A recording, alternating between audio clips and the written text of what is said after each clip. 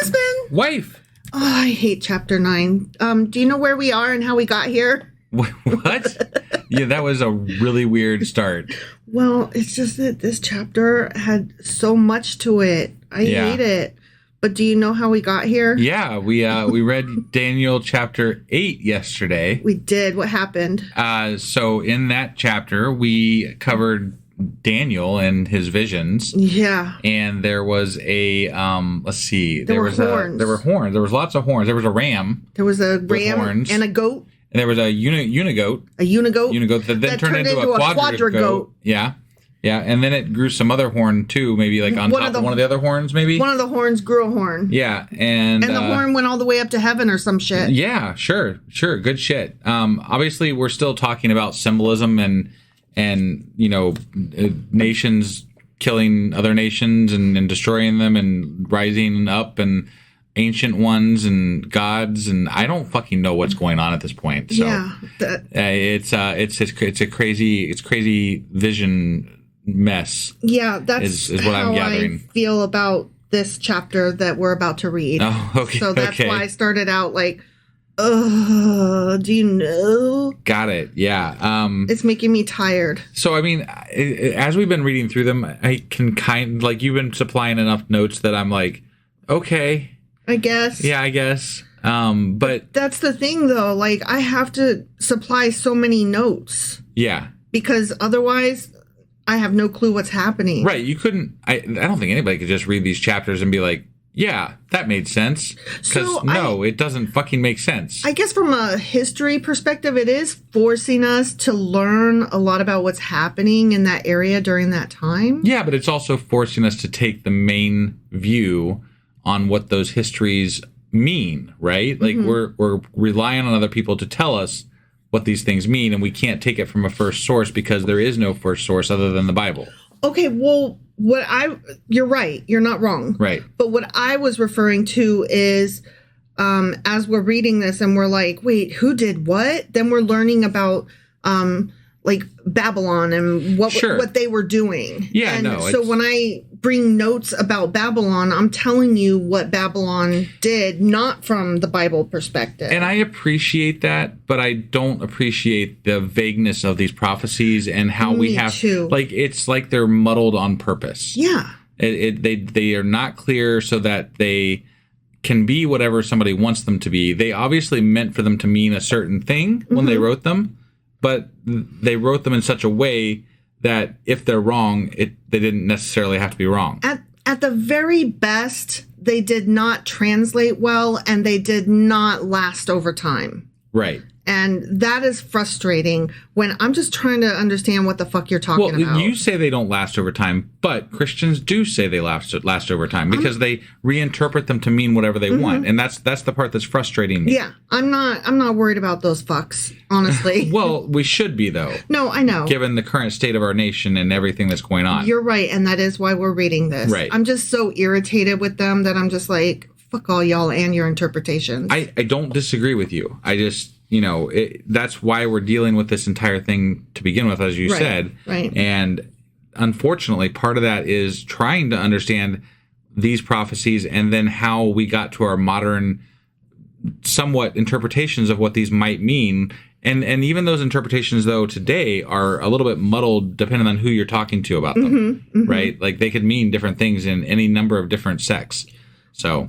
You said sex. Sects. I know. Yeah, whatever. Well, this chapter is going to have more Christian stuff in it that isn't Christian because Christ wasn't born yet. Right, yeah. But, yeah.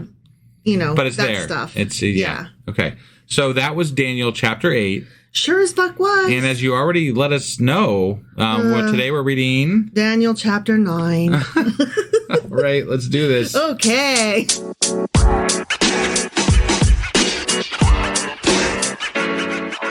All right, let's hop into Daniel chapter 9. Or Daniel chapter 9. Well, whatever you want to call them. Yeah. I always start by talking about how this book can be divided into two parts. One, a set of 6 court tales in chapters 1 through 6, written mostly in Aramaic. Okay. And 2, 4 apocalyptic visions in chapters 7 through 12, written mostly in Hebrew, and those are the ones that we're in, the apocalyptic visions. And how. Got it. Yeah. Okay? Yeah. I'm kind of split between let's just start reading the chapter versus should I read this whole history thing. So I'm just going to start reading it, and then when we get to a what the fuck's happening, then we're going to switch over to my history and my notes. Okay. Yeah. And I had to take down some history because whatever. You'll see. Sure. It's too many. It's too much. Okay. It's too far. Got it. Okay. Yeah. All right. So Daniel, chapter 9. Right. In the first year of Darius, son of Xerxes, a Mede by descent, Okay. who was made ruler over the Babylonian kingdom. Okay, so in that first year. Okay? Yeah. Yeah. In the first year of his reign, I, Daniel, understood from the scriptures, according to the word of the Lord given to Jeremiah the prophet. Remember that guy? I do. The traitor. Mm-hmm. Yeah. Yeah. Okay. Yeah. That the desolation of Jerusalem would last 70 years. Yes, that's what he said. That is what he said. Yep. So I, Daniel, turned to the Lord God and pleaded with him in prayer and petition, in fasting and in sackcloth and ashes. Oh, okay. So he's like, please. To make it the 70 years? Don't do 70. Okay, well, here we go. He's going to tell us what he prayed. Got it, yeah. I, Daniel, prayed to the Lord my God and confessed, Lord, the great and awesome God who keeps his covenant of love with those who love him and keep his commandments. Yeah. Oh, we have sinned and done wrong. Oh my gosh, we're horrible. We're worms. Okay. We have been wicked and have rebelled. We have turned away from your commands and laws. Please flog us, please. I love getting beat by God. We have not listened to your servants, the prophets, who spoke in your name to our kings, our princes, and our ancestors, and to all the people of the land. Lord, you're righteous. But this day... I might argue that point. Yeah, I'm going to push back on that guy. Right.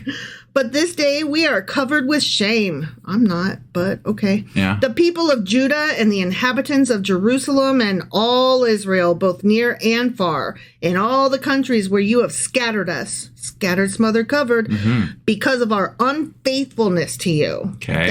That's why bad things happen to us. Well, I mean, that's what because, it was always about the worshiping of other idols and all that kind of stuff, which they blame on unfaithfulness. So obviously that means you should all die and get scattered all over the place. Yeah, because every bad thing that happens to you, obviously you had it coming. I mean, that's what God seems to think. I mean, that is why children die. They had it coming. Those little fuckers shouldn't have picked their nose or whatever they did. I mean, I mean, yeah, that's...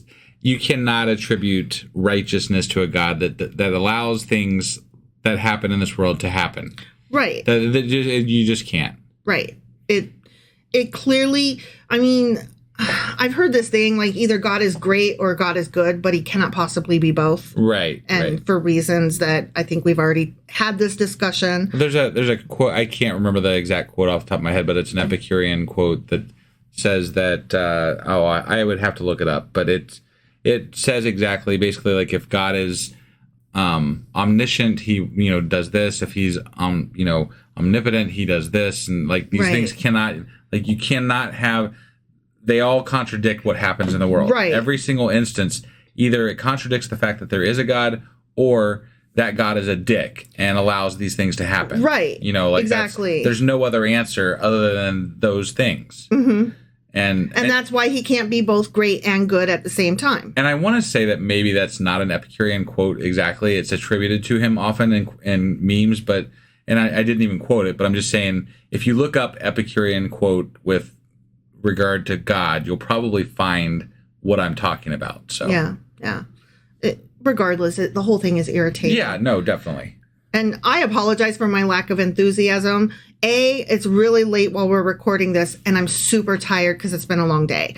B, this chapter is kicking my ass. C, this book is kicking my ass. Right. Okay? While we're at it, talking about things kicking our ass and tired, I might as well say it now. We suck, and we didn't get our Patreon second part done. That's still pending. It's ready. It's just not recorded. No. I know. Technically, it was my day off today, but I didn't end up with a day off. So no, you went to work. I went to work today. Yeah. That's the way that goes. So, yay. All right, back to this stupid book. Yeah. We, continued Daniel, and our kings, our princes, and our ancestors are covered with shame, Lord. Just, covered in it. Yeah. Because we have sinned against you. Okay. The Lord our God is merciful and forgiving. Don't forget to forgive us and be merciful. I mean, after he kills a lot of people, he comes back and is sort of merciful, I guess, for a bit. Is that what we call that? Okay. It seems that that's the MO. He kills a lot of people, and then he's like, and you 5 can live. But not us 5. Yay! How merciful. Right. Even though we have rebelled against him, he's so fucking merciful. I find that's strong wording, rebelling against God. Yeah. I don't really think they're rebelling against God. They didn't rebel. They merely didn't give a shit. Right. I think that most of the people in this time and age were probably believed in multiple gods. Mm-hmm. And that's kind of how Judaism started to begin with the whole El idea and everything. You know, that it was based on a multiple god structure. Mm-hmm. And they're remnants of other cultures and other religions that have kind of come to be what is now Judaism and Christianity. Mm-hmm. But the people back in ancient times had no idea what was happening. They're just like, well, we've always done this, so we're going to continue to do it. Right. Whatever. Yeah, they weren't like actively thumbing their nose. They were actually just getting up in the morning and putting on their pants and trying to, live. Right. And God only ever talks to these like random people and expects you to believe these 5 random people he's picked. Yeah. It's just so weird and dumb. It really is. Anyway, Daniel continues, we have not obeyed the Lord our God or kept the laws he gave us through his servants, the prophets. Okay. We suck so hard. Yeah. All Israel has transgressed your law and turned away, refusing to obey you. You know how we be. Therefore, the curses and sworn judgments written in the law of Moses, the servant of God, have been poured out on us because we have sinned against you. This is getting real sick. You have fulfilled the words spoken against us and against our rulers by bringing on us great disaster. Mm-hmm. Under the whole heaven, nothing has ever been done like what has been done to Jerusalem.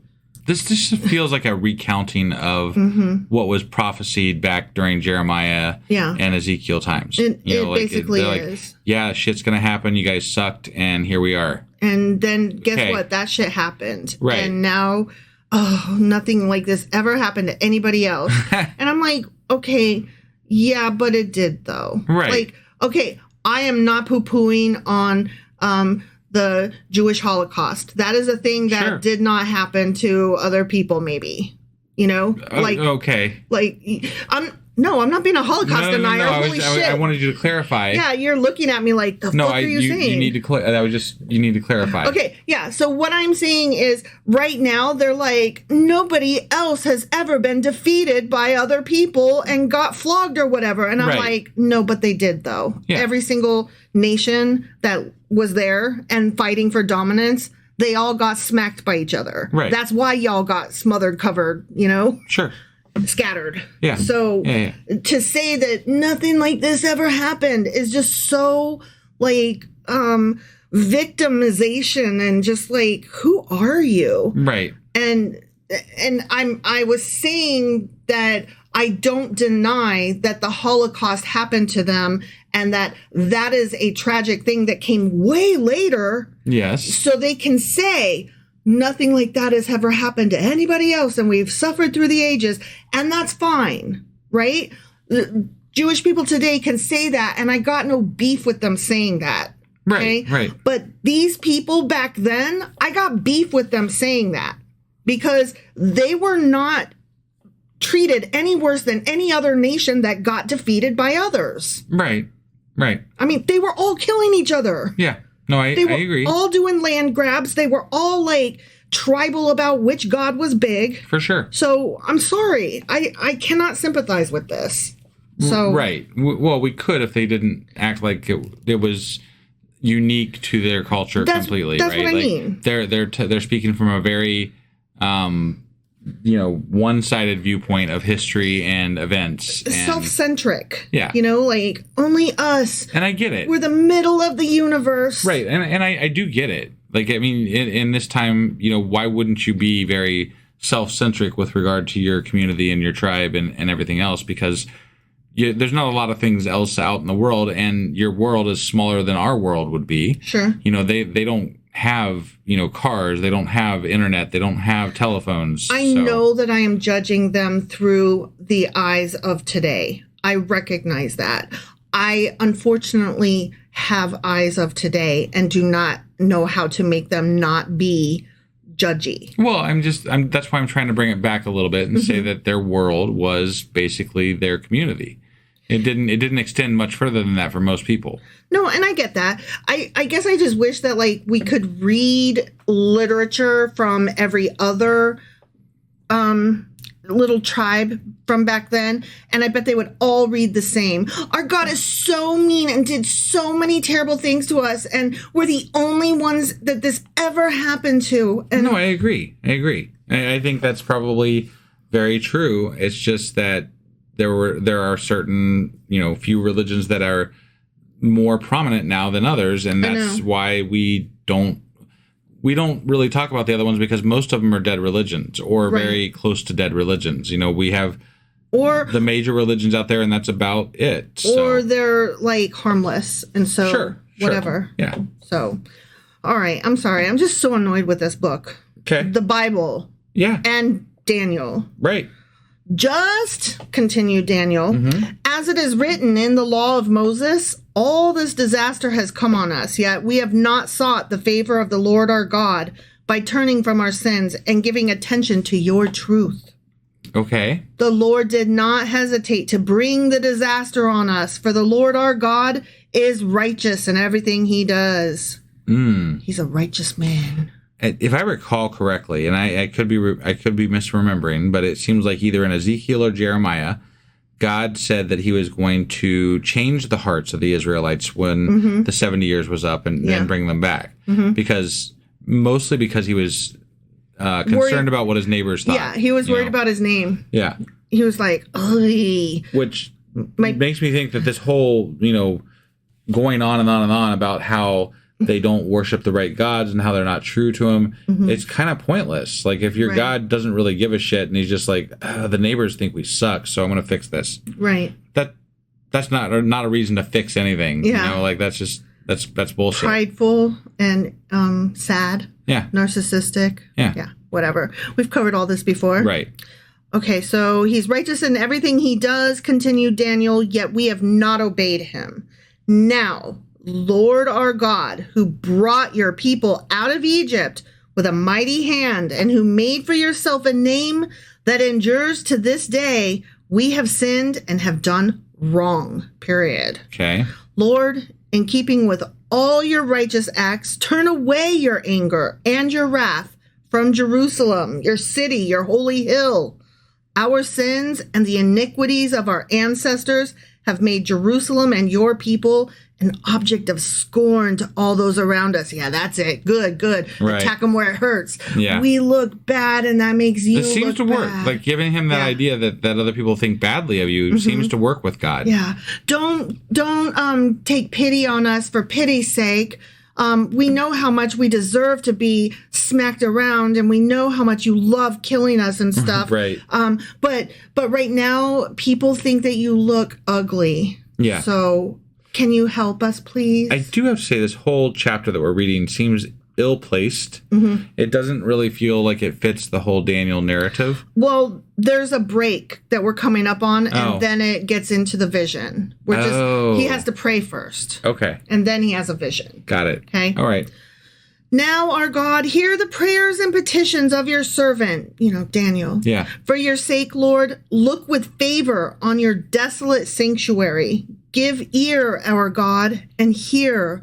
Open your eyes and see the desolation of the city that bears your name. We do not make requests of you because we are righteous, but because of your great mercy. The self-deprecation is just so over the top. Yeah. Lord, listen. Lord, forgive. Lord, hear and act. For your sake, my God, do not delay, because your city and your people bear your name. Call now. Operators are standing by. I'm sorry. No, he said don't delay, and I just couldn't. That fit really right, well. Yeah, right? yeah. All right, so now we're going to get into Vision Land. Oh, okay. All right. Yeah. Good stuff. I hope there's wheels. I hope there's more horns. Eyes and wheels and horns and horns. Yeah. Yeah. All right, so here we go. This one is called The Prophecy of the 70 Weeks. The 70 weeks. 70 weeks. And there is so much argument over how long that is because they used a different calendar. Okay. And, yeah, anyway. Does it matter?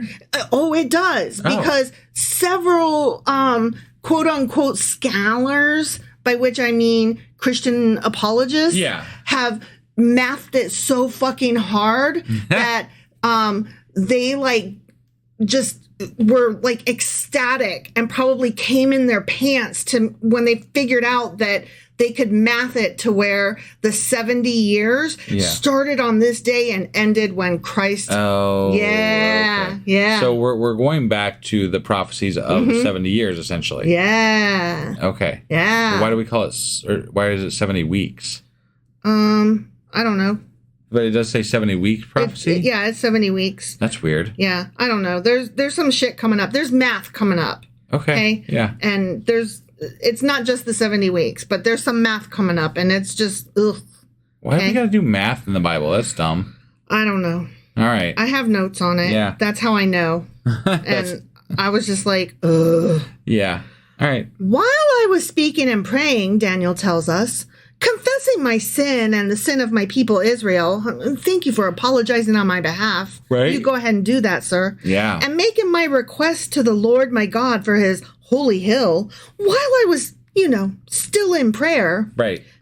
My pal Gabriel, the man I had seen in the earlier vision, last chapter. Right. Yeah. He came to me in swift flight. So I guess he got wings. I guess so. Sounds like, Daniel has an imaginary friend. That's what it's starting to sound like. It sounds like he is in tight with Gabriel. Or very delusional about somebody that's named Gabriel. Yeah, yeah. So anyway, that dude that I had seen in the earlier vision, he came to me in swift flight about the time of the evening sacrifice. Okay. He instructed me and said to me, "Hey, Daniel, I have now come to give you insight and understanding." All right. As soon as you began to pray, a word went out for which I have come to tell you, for you are highly esteemed. So you prayed so fucking hard that the angels were the angels at least were all aflutter. Right. Our feathers were just quaking. That's some hard ass praying. Right? Yeah. Therefore, says Gabriel. Yeah. Consider the word and understand the vision. Here we go. All right. 77s are decreed for your people and your holy city to finish transgression. 77s. Okay. How many sevens? 70. Okay. To put an end to sin, to atone for wickedness, to bring in everlasting righteousness, to seal up vision and prophecy, and to anoint the most holy place. Okay. Capital M, capital H, capital P.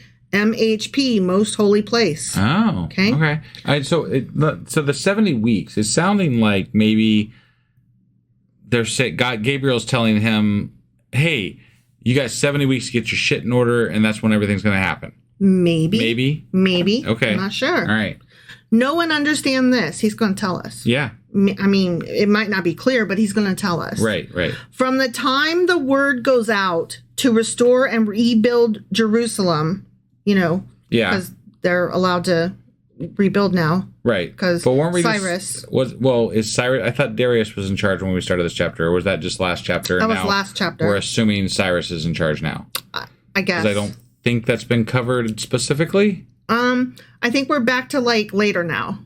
You know what I mean? No, I get that we're later, but you would think that a character like Cyrus, who was prominent earlier on in prophecies that obviously were written after the fact, but this person was very prominent, and now we're not even mentioning the fact that he's there necessarily. Right. So that's just, it's odd to me, that's all. Yeah, I don't know. Okay. I've got notes on it. We'll read the notes and see if you can make sense of it. Sure. Okay. So know and understand this, says Gabriel. From the time the word goes out to restore and rebuild Jerusalem, from then until the anointed one, you know who that is. Jesus in the Christian sense. Mm-hmm. Yeah. The ruler, an anointed one is capital A, capital O. Oh, right. The ruler. Yeah, right. Until until that individual whose gender I don't know because they are magical comes. Yeah. There will be 7 sevens and 62 sevens. Okay? I mean, no, not okay. You drink 7 and 7s. What the fuck is this? Yeah, I do like 7 and 7s. Mm-hmm, mm-hmm. It will be rebuilt with streets and a trench, but in times of trouble. After the 62 sevens, the capital anointed capital one will be put to death and will have nothing. Okay. So, I mean, I'm assuming this is what people would attribute to the, where Jesus was put up on the cross. Gabriel's totally prophesying, giving a prophecy. Yeah. Prophesying, he's fortune telling about Jesus. Right. Yes. The people of the ruler who will come will destroy the city and the sanctuary. Womp womp. Okay. The end will come like a flood. War will continue until the end, and desolations have been decreed. He will confirm a covenant with many for 1 7. In the middle of the 7, he will put an end to sacrifice and offering. Oh, this is so bad. And at the temple, he will set up an abomination that causes desolation. Well, how do they refer? How does God? What did Jesus do that did that? Until the end that is decreed is poured out on him. The end. You cut me off mid-sentence. No, I did. Because I'm not understanding what's going on here. What's an abomination that causes desolation? The way I'm understanding this is that the 7s are, and based on the title of the chapter, I guess, these are a week, right? I would think. So that we're not talking like long-term, way out there type thing. And unless we're starting somewhere way out there, and then once that starts, that's 70 weeks from there. I don't know what's going on. Well, like, because part of this is returning. Part of the prophecy is them returning to the promised land, which happens after the 70 years, because there's the return from exile, right? Yeah. So that bit happens, and if we go from there forward by 70 weeks, you're nowhere near modern times, and some of this you're not even anywhere near Jesus. I don't know. Let's read the notes and see what happens. Okay. So first we got to go back a little bit and recover some history. Okay. Yeah. So Nebuchadnezzar defeated Assyria at Haran under Ashur-uballit, who was unsuccessfully assisted by Necho of Egypt. Okay. Yeah. It was at this event that Josiah lost his life. Remember all this? Jehoahaz of Judah replaced him, but Necho of Egypt replaced him with Joachim and exacted 3 years of servitude and tribute. 4 years later, Necho returned and lost again at the Battle of Carchemish in 605 BCE, and Nebuchadnezzar finally established the Babylonian Empire as dominant. Okay. Yeah. Following a revolt in 597 BCE, Nebuchadnezzar deposed Judah's king Joachim and installed Joachim for 3 months. Sure. But his rebelliousness brought Nebuchadnezzar back. Joachim surrendered, and this saw the first roundup of captives, including Daniel. Okay? Right. Okay. Nebuchadnezzar finally installed Zedekiah, who lasted 11 years. But remember, he was I said pumpkin king, but I meant he was the puppet king. Yes. Okay. After a second revolt in 586 BCE, Nebuchadnezzar destroyed the city of Jerusalem, including the Temple of Solomon, carrying away much of the population to Babylon. Yep. Okay, so we're good so far. We're gold. We're Gucci. Sure. As the kids say. Do they say that? They do. Really? They use Gucci? Yeah. I thought that was an older. I thought that was us. Says that. I thought we used that a little bit in our generation. I never used that, and I never heard it till kids started saying it. Really? Yeah. I don't know. I don't know what to tell you. Okay. All right. Then came the Babylonian exile, 586 to 538 BCE. Sure. Okay. Which came to an end when Babylon was conquered by Persian king Cyrus. Right. who allowed the Jewish exiles to return to Judah. Okay. Okay, so we're good. We know all this. Yeah. The Persian period came to an end in the first half of the 4th century BCE at the arrival of Alexander the Great, whose vast kingdom was divided upon his death among rival successors. Okay. So that sucked. Yeah. The series of conflicts that ensued following Alexander's death and the wars that erupted among his successors marked the beginning of the Hellenistic period. That's the Greeks. Okay. 323, 322-ish BCE. Okay. Got it. So that's where we're at right now. Okay. 2 rival kingdoms, Egypt and Syria, fought for control of Palestine during this period. Right, because it was between them, essentially. Yeah. So they were the dominant forces at that time. Got it. So I'm just catching us up, and this was helpful to me. Yeah. At the start of the 2nd century BCE, Syria had the upper hand in their struggle with Egypt for dominance, but earlier conflicts had left them nearly bankrupt. The Syrians? Mm-hmm. Okay. Syrian ruler Antiochus attempted to recoup some of his kingdom's fortunes by selling the post of Jewish high priest to the highest bidder. I did not know that. All right. That's interesting. Right? Yeah. In about 171, 170 BCE, the existing high priest, Onias, was deposed and murdered. Whoa. Right? Yeah. Palestine was then divided between those who favored the Hellenistic culture of Syria versus those who remained loyal to older Jewish traditions. So religious war. Okay. Right? Yeah. For reasons still not understood today, Antiochus banned key aspects of traditional Jewish religion, which we kind of read about yesterday. Right. In 168 to 167-ish BCE, including the twice daily continual offerings. Remember all that? Yeah. Okay. So, all right, we're going to continue on through the notes here. And so we may cover a little bit of stuff that we already covered. But again, this is just to help catch us up. Right. Okay. Yeah. So it has been argued that there is a pre-Maccabean writing style to the revelation that was delivered by Gabriel in verses 24 through 27. Okay. Yeah. Which, I mean, that tracks. Additionally, certain linguistic inconsistencies between the 70 weeks prophecy and other Danielic passages, so Daniel passages, suggest that the 2nd century BCE authors and or redactors of the book of Daniel took over and modified a pre-existing oracle that was already in circulation at the time of composition, which, again, that tracks. Right. These ideas have been further developed to suggest that the different redactional layers represented in this text reflect different eschatological perspectives. And that means like the way that the words are phrased and stuff. Sure. Okay. Yeah. With the earliest one going back to a priest named Daniel who accompanied Ezra from Babylon to Jerusalem in the 5th century BCE. And the latest one to an unnamed redactor who edited this prophecy in the 2nd century BCE so that it would function along with other parts of the book of Daniel as part of a prophetic manifesto for world domination. Oh, wow. Right? Yeah. Boom. And they're like, these are apologists admitting that it's been edited, right? Or are these scholars? No, these are scholars. Okay. Yeah. All right. No, the apologists are like, no. Daniel wrote it and it's perfect. Got it. Okay. Yep.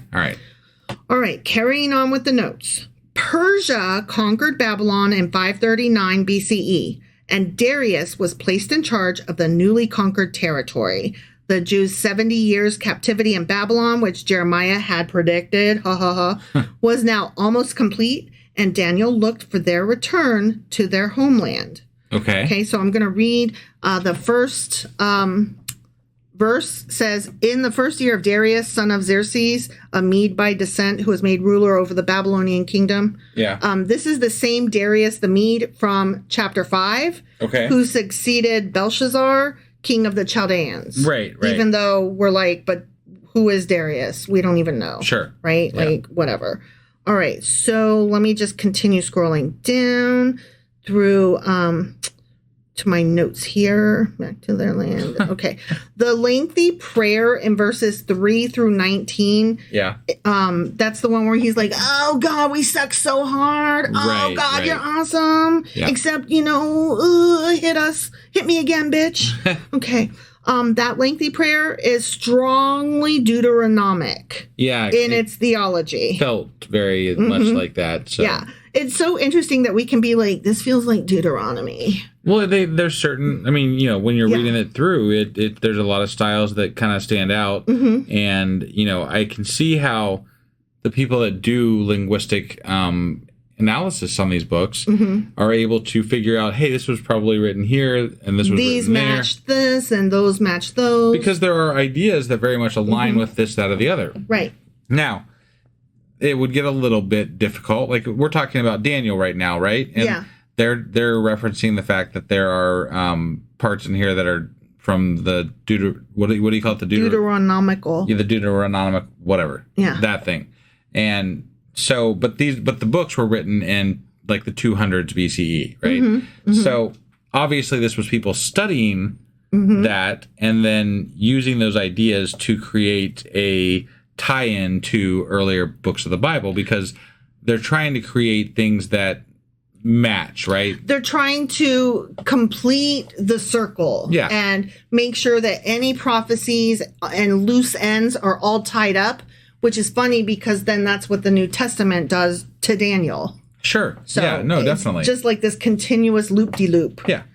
All right, so that lengthy prayer is strongly Deuteronomic in its theology. Daniel's people are punished for their own sin and appeal to God for mercy. Right. However, such theological overtones conflict with other aspects of the book of Daniel in which the primary sin is that of a Gentile king and the course of history is arranged in advance. Okay. All right. So, like, his prayer is weird because it's like, we've already predicted this. Well, it's already coming. Yeah, and it's even contrary. Like, there was the whole idea of being forgiven for sin in Ezekiel that came up. So, like, we just got done with that book. Yeah. So it contradicts quite a bit with regard to how it's going back to some of the earlier ideas. Exactly. Consequently, some scholars have argued that the angel ignores Daniel's prayer and that the author is making the point that, quote, the calamity is decreed and will end at the appointed time quite apart from the prayers, and that the prayer is not intended to influence God, but is just merely an act of piety in and of itself. Okay. So, I mean, that would be my best explanation if I were trying to explain it the way, because that's the only thing that really jives with the rest of the shit that we've read. They've said that God is going to bring them back, not for any reason that they do, but just because he's sick of being, chastised and looked down on. Right. So. Exactly. All right. And now we get into some maths. Okay. Oh boy. Yeah. Yeah. Possibly no other portion of the Bible has produced as many interpretations as Daniel's 70 weeks. I bet. This is for two main reasons. First, it's not clear who or what many of the symbols or statements refer to when they were doing the translation. Sure. Okay. Yeah. Second, if a week equals 7 years, the timetable of 490 years does not correspond exactly with the historical record of events, no matter what meaning we give to the symbols or what method of chronological reckoning we use. Right. So they weren't using actual weeks as weeks. They were 7 sevens as 7 years. Okay. So, all right. But I mean, like you said, like that's 490 years and it doesn't work. Right. The following interpretation, which is only one among many possible explanations, does not attempt to draw up a timetable based on 70 lots of 7 years. Rather, it understands the 70 weeks as symbolic of the era about to dawn in answer to Daniel's prayer. So, okay. Rather than being specific, they're like, we are just trying to tell you the story. We're not trying to do the maths here. So we're just doing a very general, like, here's the basic story. But okay? I have to say, if I'm an apologist, This is not an apologist. No. I get it. But if I am an apologist, right, I would want to take this section and make it work in, like, I would want it to flow. Oh, right? I told you, there are some who have made it work. Okay. And their mouth tracks. Their mouth tracks as long as they line it up exactly and they pick the start and stop dates. And some of the meanings of the words. Yes. Because obviously it's just a dream, right? So we can interpret it however the fuck we want. But they can make it flow and make it sound perfect. All right. And so for them, it works. All right. I mean, I don't. And how do you But how do you argue it? Right. But that's part of the problem. You can't argue with someone that believes in the Bible or God because they already believe in something that we know not to be proven to exist. Yeah. So you're already starting off on a false premise. Right. You know? They're using the word that they're looking up in the dictionary in the definition. Right. It's the same thing. Yeah. All right. So rather blah, blah, blah is symbolic. Okay. The 3 divisions within the 70 weeks are therefore seen as symbolic of 3 phases within that era. Okay. All right. All right. Yeah. So with the Jews returned to their homeland, the old era of 70 years captivity in Babylon would end, and a new era of 70 weeks in Jerusalem would begin. Okay. Yeah. And again, weeks is in quotes because it's not actual weeks. Right. Okay. During this period, God would bring his age-long purposes to fulfillment. He would deal with sin finally and completely, and in its place would establish everlasting righteousness. Well, that didn't work out. Yeah. No. Through the arrival of the promised Messiah, God would set his seal of absolute authority upon the visions of the prophets, for their predictions had now come true. As for the Messiah himself, he would be exalted to his rightful place in the holy presence of God. Okay. I mean, you can just see how the Christians got where they were going. Right. It's so gross. Yeah. So, at the time of Gabriel's revelation to Daniel, Persia had just taken control of the Jewish exiles in Babylon, and the Persian king was about to issue a decree allowing the Jews to return to Jerusalem to rebuild their city and temple. And that was in chapter 1 of Ezra. Got it. And it was, remember when Cyrus gave his famous decree of his writ of something? I forget what it was called. Sure. But he was like, I love letting people go back to their lands, blah, blah, blah. Yeah. Okay. Gabriel's message was that the first period, 7 weeks, would see the city and the temple largely rebuilt, but the next several hundred years, 62 weeks, would be a time of constant trouble for Israel. Okay. Okay. I'm struggling with. The time frame is just not this is weird. It's not. Yeah. Just take it in and don't try to make it make sense. Okay. All right. So here's what happens after the first 69 weeks, which I don't know what that number means. Just whatever. Right. Okay. Right. Following this time of trouble that I was just talking about, God's anointed one, the Messiah, would come in the 70th week, but his people would reject him and kill him. Oh, geez. How did that happen? Right? Yeah, I don't know. I don't think it did. Well, no, it did. But they said Jesus his guy. people. Yeah. They're not. Those aren't his people. The Romans killed him. Yeah, but whatever. I mean, not whatever. We're talking about Jesus. We're talking about this religion that is really dominant in our country.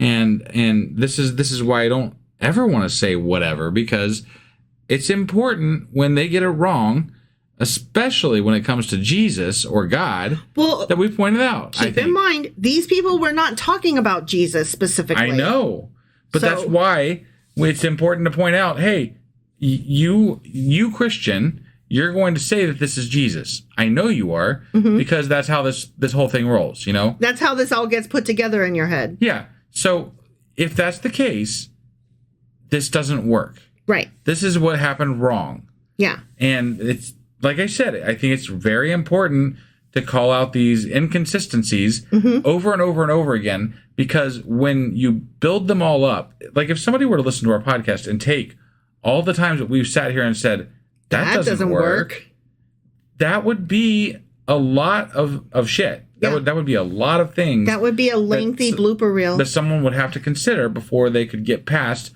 whether or not they believe in God, right? Yep. Yep. And I kind of wish we had someone tracking when we said those things so we could like keep a log of just like in a list form or something of all these things where we're like, that does not track. Yeah. Nope. So. Okay, so after this, an enemy army would pour into Jerusalem like a flood, destroying both city and temple. And this predicted calamity occurred when the Roman armies under Titus destroyed Jerusalem in AD 70. Okay. Okay? Yeah. The Messiah would bring in a new covenant. In the middle of the 70th week, he would be killed and the Jewish sacrifices would cease forever. But in killing the Messiah, the Jews were preparing for their own punishment. They were going to bring upon themselves the awful horror and desolating abomination of ruthless Roman attack. They, as well as their city and temple, would be destroyed. The Romans would be so... I said Romans. You did. I know. Okay, let me say that again. The Romans would be so savage in their attack that they, too, would be punished. Okay. And then I copied this quote, and I don't know who to attribute it to because there was no attribution, but I just thought, you fucking arrogant fuck. Yeah. Here's the quote. How awfully blind are... No, let me read that again. How awfully are the Jews blinded who, in contradiction to so clear a prophecy, still expect the Messiah who was cut off and, after suffering, is entered into his glory. How can those people be so blind? Yeah. Jesus already came. Why are they waiting for a Messiah to come? He was already here, my friends. I'm just like, fuck off. Right. Their religion came first. Yours is stupider than theirs. Yeah. You know? Yours is based on theirs. That's so dumb. Well, I mean, not only theirs, but, you know... all the ones before. Islam is, too. So, yeah. Like, Islam is based off of Judaism. And yeah, like you said just now, Judaism is based off of older religions still. So, it all comes... Whatever. It's all a mess. And I don't really know what else to say because...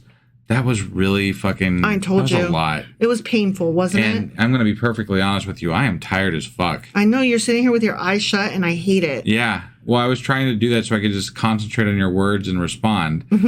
And doing so, I got even more tired. But I'm like, oh, okay. I told you this shit was hard. It was. I just shoved everything across the table. As you do. As I do. I'm surprised a cup didn't fall over and like spill all over the damn place. I've done that before. Yeah. Yesterday. Just a couple of times.